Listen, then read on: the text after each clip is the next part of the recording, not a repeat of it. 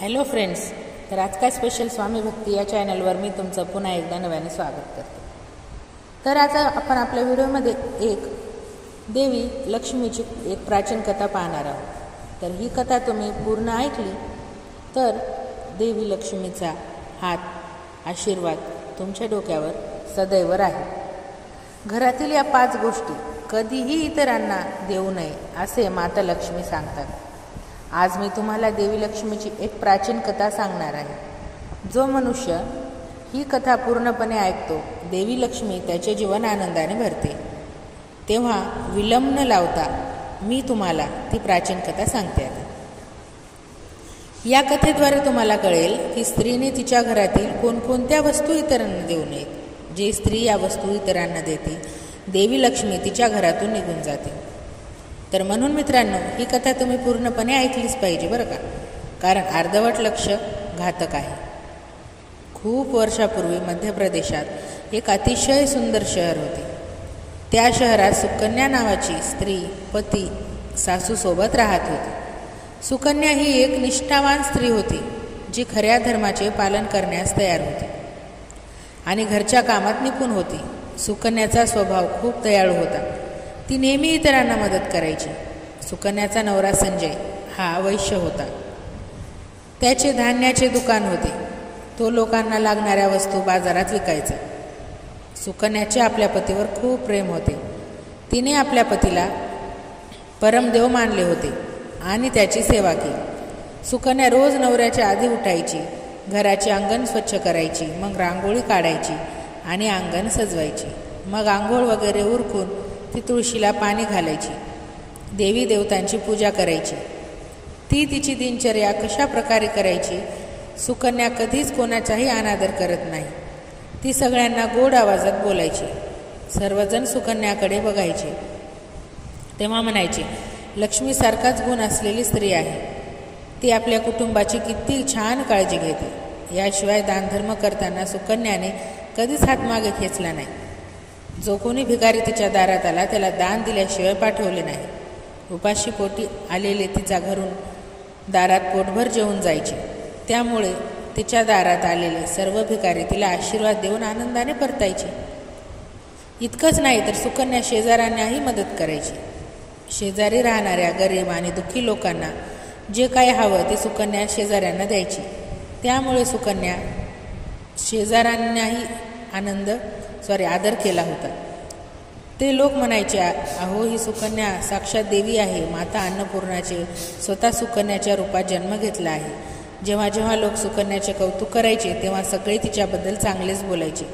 पण लोकांचे बोलणे ऐकूनही सुकन्याला कधीच अभिमान वाटला नाही. ती सर्वांशी आदराने वागत होती. एके दिवशी सुकन्याच्या शेजारी तिच्या घरी येते. सुकन्या त्याचे स्वयंचे स्वागत करते आणि खूप प्रेमाने सांगते, अहो ताई, आमच्या घरी स्वागत आहे. आज माझ्या घरी का आलात? तुम्हाला काही हवे असेल तर तुम्ही माझ्याकडून नक्की मागू शकता. मी तुम्हाला नक्कीच मदत करेन. सुकन्याची शेजारी म्हणते, सुकन्याताई, आज माझ्या घरी अनेक नातेवाईक आले आहेत. मी त्यांच्यासाठी जेवण बनवत आहे. म्हणून मी तुमच्याकडे चपाती बनवण्यासाठी पोळपट लाटणे आणि तवा मागायला आली आहे. काही काळ पोळपट लाटणे आणि तवा दिल्यास खूप मोठे उपकार होईल. काम पूर्ण झाल्यावर मी ते तुम्हाला परत करेन. सुकन्या म्हणते, वहिनीबाई, यात कोणतीही मोठी गोष्ट आहे. सध्या मला पोळपट लाटण्याची गरज नाही. म्हणूनच तुम्ही माझे पोळपट लाटणे आणि तवा घेऊ शकता. थांबा, मी आत्ताच तुमच्याकडे आणून देते. मग सुकन्या स्वयंपाकघरात जाते आणि तिच्या शेजारी आलेल्या ताईंना पोळपाट लाटणं देऊन टाकते. तेव्हा शेजारी म्हणते की ठीक आहे ताई, धन्यवाद. मी माझं जेवण झाल्यावर लगेचच तुमचे पोळपाट लाटणे आणि तवा आणून देईल. सुकन्या म्हणाली, ताई, काळजी करण्याची गरज नाही. तुझे काम पूर्ण झाल्यावर ते मला परत कर. मग शेजारच्या ताई सुकन्याचे पोळपाट लाटणे आणि तवा घेऊन ते निघून जाते आणि वेळाने दुसरी स्त्री सुकन्याच्या घरी येते. सुकन्यासुद्धा तिचे प्रेमाने स्वागत करते आणि विचारते, प्रिय बहिणी, आज तुला माझ्याजवळ काय काम आहे आणि तुला माझ्याकडून काय हवे आहे ते सांग. मी तुला नक्कीच मदत करेन. तेव्हा ती स्त्री म्हणते, बहिणी, माझ्या घरात खूप घाण आहे आणि माझ्याकडे घर स्वच्छ करण्यासाठी काही नाही, म्हणून मी ते मागण्यासाठी तुझ्याकडे आले आहे. जर तुम्हाला काही अडचण नसेल तर कृपया मला तुमच्या घरचा झाडू द्या. मी माझे घर स्वच्छ करून झाडून तुम्हाला परत करेन. तेव्हा सुकन्या विचार न करता म्हणते, वहिनी, हा तर फक्त झाडू आहे, त्यात काय अडचण असू शकते? तू थांब, मी आत्ता माझ्या घरून तुला झाडू घेऊन येते. असे बोलून सुकन्या घरात जाते आणि झाडूला घेऊन येते आणि त्या स्त्रीला देते. ती स्त्री सुकन्याच्या घरातून झाडू घेऊन निघून जाते. मग काही वेळाने तिसरी स्त्री सुकन्याच्या घरी येते. सुकन्या तिला मोठ्या प्रेमाने म्हणते, मी तुला मदत करण्याचा नक्कीच प्रयत्न करेन. तुला काही हवे आहे का? तेव्हा ती महिला म्हणते, सुकन्याताई, तू खूप दयाळू आहेस. मी तुझ्याबद्दल खूप ऐकलं आहे आणि तू सर्वांची मदतही करत राहतेस, म्हणून मी तुझ्याकडे थोडी मदत मागण्यासाठीच आली आहे. सुकन्या म्हणाली, ताई, अजिबात संकोच करू नकोस. तुला जे हवे आहे ते माग. जर ते माझ्या अधिकारात असेल तर मी तुला ते नक्कीच देईल. मी नकार देणार नाही. तेव्हा ती स्त्री म्हणते, हे सुकन्या, आज एक स्थळ माझ्या मुलीला पाहण्यासाठी येत आहे, त्यामुळे मला काळजी वाटते. माझ्याकडे तिला घालण्यासाठी दागिन्यांचा एक तुकडा नाही. मग मी माझ्या मुलीला काय घालू? मुलाकडचे लोक बघायला येत आहेत, पण तिच्याकडे काय घालायला चांगली साडी देखील नाही. तेव्हा मुलाच्या घरचे माझ्या मुलीला बघून जातील, तेव्हा मी तुझा सगळं सामान परत करेन. त्या शेजाऱ्यांचे म्हणणे ऐकून सुकन्या म्हणाली, अगं बहिणी, काळजी करू नकोस. तुझी मुलगी माझ्या मोठ्या बहिणीसारखी आहे. मी तिला नक्कीच मदत करेन. आता मी तुला माझे दागिने, साडी देईन, ते तू तुझ्या मुलीला नेऊन दे. आणि ती स्त्री तिचं सामान घेऊन निघून जाते. आणि ते झाल्यावर पुन्हा दुसरी शेजारी सुकन्याच्या घरी येते. नेहमीप्रमाणे सुकन्या तिचे मोठ्या प्रेमाने स्वागत करते आणि म्हणते, प्रिय बहिणी, आज तू कशासाठी आली आहेस? मला सांग, तुला काही हवे आहे का? तुला जर कशाची मदत असेल तर मी तुझी मदत आनंदाने करेन.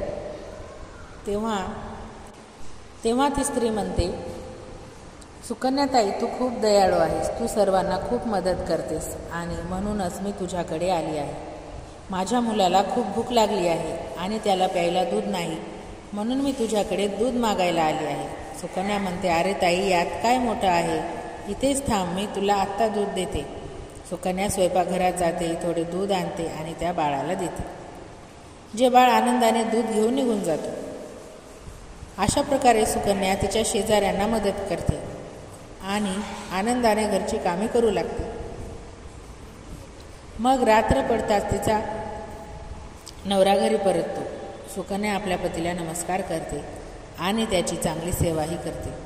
भोजन झाल्यावर रात्री पती पत्नी दोघेही सुखाने झोपतात. मग दुसऱ्या दिवशी जेव्हा ते उठतात तेव्हा त्यांना एक वाईट बातमी ऐकायला मिळते. एक माणूस धावतच सुकन्याच्या घरी येतो आणि सुकन्याच्या नवऱ्याला म्हणतो, भाऊ, काल रात्री तुझे दुकान कोणीतरी लुटले आहे. सर्व सामान गायब आहे.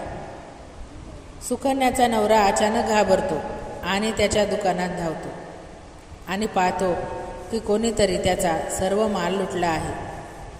त्याच्या दुकानात ठेवलेले सर्व पैसेही चोरीला गेलेल्याचे दिसले. तो दुःखी आणि निराश होऊन घरी परततो आणि सुकन्याला सर्व काही सांगतो. जे ऐकून सुकन्या खूप दुःखी होते. सुकन्या म्हणाली, नाथ, काळजी करू नका. आपल्या घरात अजूनही खूप पैसे आहेत, ज्यातून तुम्ही पुन्हा व्यवसाय सुरू करू शकता. त्यानंतर जेव्हा सुकन्या तिच्या घरात तिजोरीत पाहते तेव्हा तेही पूर्णपणे रिकामे झालेले दिसते. त्यातील सर्व सामान आता चोरीला गेले होते. हे पाहून सुकन्या खूप दुःखी होते. त्यांना समजत नाही की हे कसे झाले. सुकन्याच्या नवऱ्याच्या तिजोरीत ते सर्व पैसे होते. ते कोणी चोरले माहीत नाही. हे सर्व पाहून सुकन्याच्या नवऱ्याचा राग आता अनावर होतो आणि तो तिच्यावर खूप भडकतो. तेव्हा सुकन्या म्हणते, कृपया शांत व्हा. आपण नक्कीच काहीतरी उपाय शोधू. सुकन्याचा नवरा सांगतो, तुम्ही इतर लोकांना घरी बोलावून त्यांना जेवू घालता, अनोळखी व्यक्तींना तुमच्या घरी बोलवता, याचाच हा परिणाम आहे. त्यापैकी एकाने नक्कीच आमच्या घरातून सर्व पैसे चोरले आहेत. रागाच्या भरात सुकन्याचा नवरा तिला आता शिवीगाळ करतो.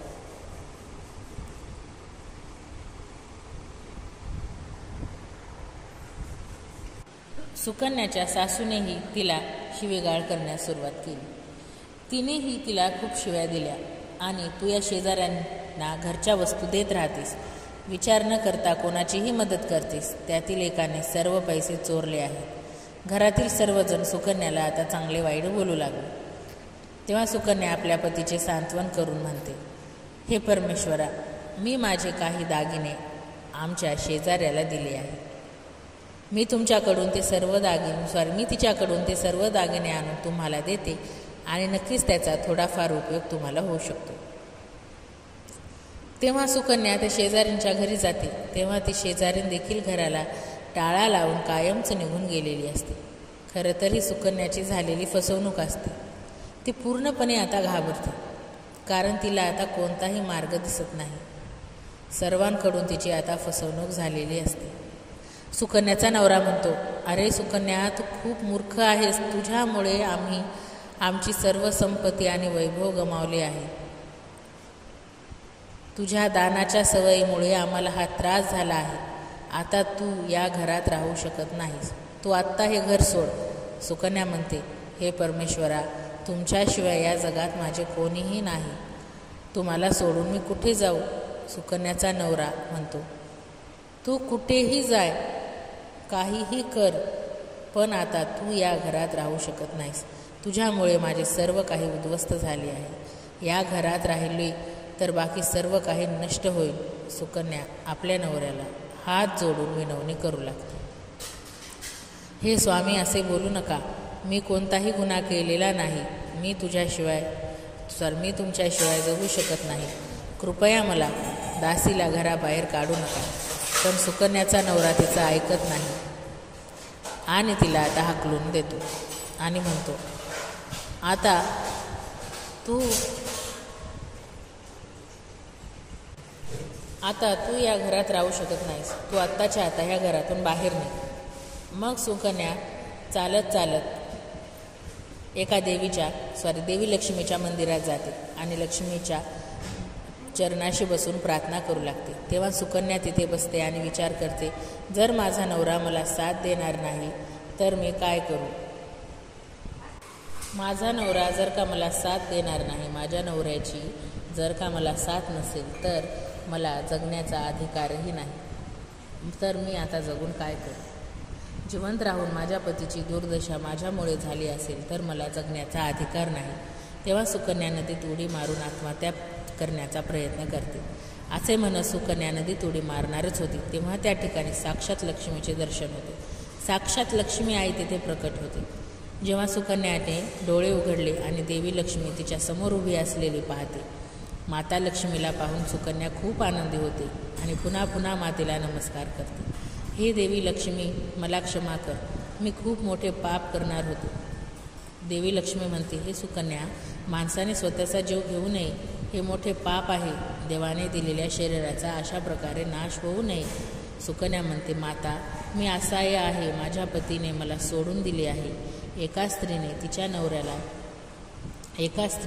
नवऱ्याने सोडून दिले तर ती स्त्री कशी राहील? मी माझ्या नवऱ्याला सोडून जगू शकत नाही, म्हणूनच मी माझा जीव देणार आहे. मला माझे घर सोडावे लागेल.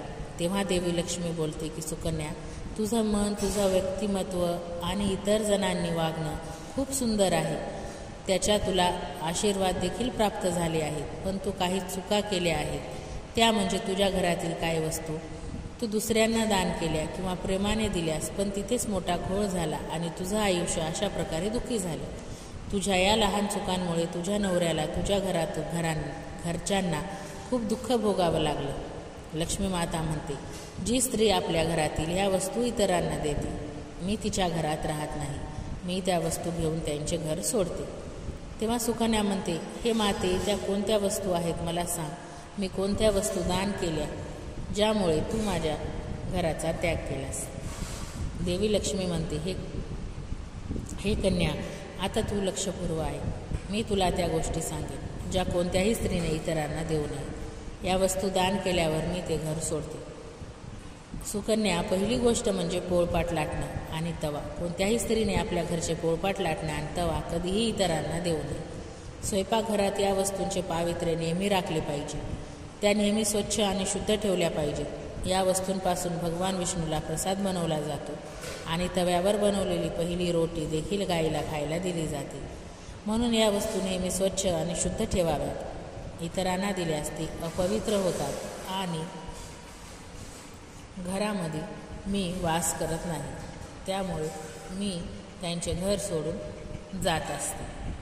अशा प्रकारेच जर का तू इतरांना अशा वस्तू दिल्यास म्हणून मी तुझे घर सोडून गेले आणि तू ह्या वस्तू शेजारीणबाईला देऊन खूप मोठी चूक केलीस. पुढे माता लक्ष्मी म्हणते, हे सुकन्या, आता तू दुसरी गोष्ट ऐक. तू तुझ्या शेजारच्या स्त्रीला दिलेली दुसरी गोष्ट म्हणजे झाडू. जात मी नेहमी वास करते. जी वस्तू मला सर्वात प्रिय आहे ती तू दुसऱ्याला दिलीस. झाडूमध्येच मी आहे आणि जर तुला दुसऱ्यांना दिले तर मी तुझ्या घरी कशी काय राहू शकेन. असे कृत्य करणाऱ्यांच्या घरी मी कधीच राहत नाही. मी तिचे घर सोडून देते. घर झाडूने स्वच्छ केले जाते आणि जिथे स्वच्छता असते तिथे मी राहते. हे सुकन्या, लक्षात ठेव. झाडू नेहमी घरात लपून ठेवावे. बाहेरच्या व्यक्तीने सुद्धा ती पाहू नये अशा ठिकाणी ठेवावे. ही बघ, झाडू ही अतिशय पवित्र गोष्ट आहे. तिला तुझ्याशिवाय आणि तुझ्या घरच्या व्यतिरिक्त कुणीही स्पर्श करू नये. यानंतर तिसरी गोष्ट म्हणजे तू तुझ्या शेजारीणबाईला तुझ्या साड्या अलंकार दिलेस. मी नेहमी दागिन्यांमध्ये राहते. स्त्रीच्या 16 अलंकारांमध्ये रत्नांना खूप महत्त्व असते. विवाहित स्त्रीने आपले दागिने दुसऱ्या स्त्रीला घालण्यासाठी कधीही देऊ नये. जी स्त्री आपले दागिने इतर स्त्रियांना देते तिच्या आयुष्यात मी दुर्दैव आणते. सुकन्या, आता मी तुला चौथी गोष्ट सांगते. संध्याकाळनंतर कोणत्याही व्यक्तीने पांढऱ्या रंगाची वस्तू दान करू नये. पण तू संध्याकाळी दूध दान केलं होतंस. संध्याकाळी दूध दान केल्याने जीवनात अशुभता येते. संध्याकाळच्या वेळी पांढऱ्या रंगाच्या वस्तू दान केल्याने व्यक्तीच्या आयुष्यात अशुभ काळ येतो. माता लक्ष्मी म्हणते, हे सुकन्या, आता मी तुला त्या सर्व गोष्टी सांगितल्या आहेत ज्या कधीही दान करू नयेत. या वस्तू कधीही कर्ज देऊ नयेत किंवा इतरांना वापरण्यासाठी देऊ नयेत. सुकन्या म्हणते, हे माता लक्ष्मी, माझ्याकडून खूप मोठी चूक झाली आहे. मला या गोष्टीची माहिती नव्हती. कृपया मला क्षमा कर आणि आता मला प्रायश्चितचा मार्ग सांग. देवी लक्ष्मी म्हणते, हे सुकन्या, तुला आधीच पश्चाताप झाला आहे. म्हणून आता तू तुझ्या घरी परत जा. मी तुला तुझे सर्व वैभव आणि संपत्ती परत केली आहे. असे म्हणत माता लक्ष्मी त्या ठिकाणाहून अंतर्ध्यान पावते. मग सुकन्या देवी लक्ष्मीचे आभार मानते आणि त्या ठिकाणाहून घराकडे जाऊ लागते. तेवढ्यात तिचा नवरा तिला शोधत तिच्याकडे येतो. तो सुकन्याकडे येतो आणि तिची माफी मागतो आणि म्हणतो, हे सुकन्या, मला माफ कर. मी तुला चांगले वाईट बोलले. तू साक्षात देवीसारखी आहेस. लक्ष्मी देवीच्या कृपेने आपल्याला सर्व संपत्ती आणि वैभव परत मिळाले आहे. ज्यांनी आपले पैसे लुटले त्या सर्वांनी आपले पैसे आपल्याला परत केले आहेत आणि तुझे नाव घेऊन माफी मागितली आहे. हे ऐकून सुकन्या खूप आनंदी होते आणि पतीसह घरी परतते. माता लक्ष्मीच्या कृपेने सुकन्याचे घर आता पुन्हा समृद्ध होते आणि तेव्हापासून सुकन्याने आपल्या घरातील या 4 गोष्टी कधीच इतरांना दिल्या नाही. तर मित्रांनो, मला आशा आहे की तुम्हाला ही कथा आवडली असेल. व्हिडिओला लाईक करा आणि कमेंटमध्ये जय माता लक्ष्मी लिहा. तसेच श्री स्वामी समर्थ माऊलींचा जयघोष करायला मात्र अजिबातच विसरू नका.